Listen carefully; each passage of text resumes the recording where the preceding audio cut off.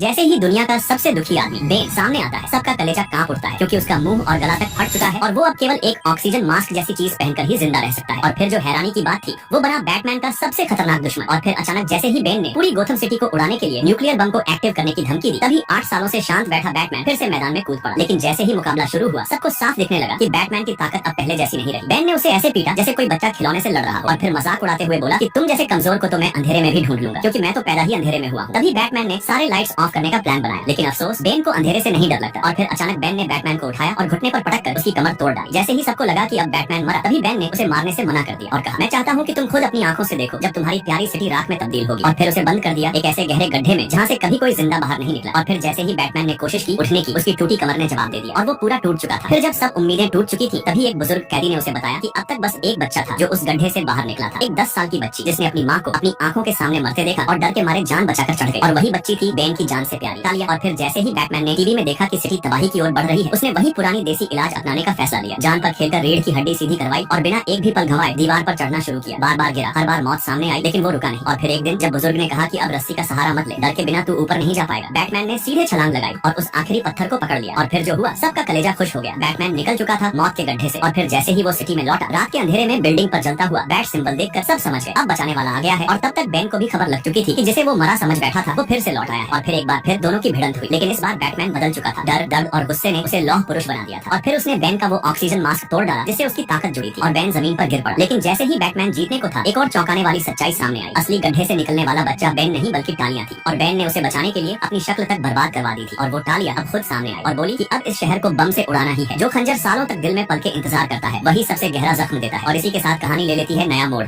Subscribe next part.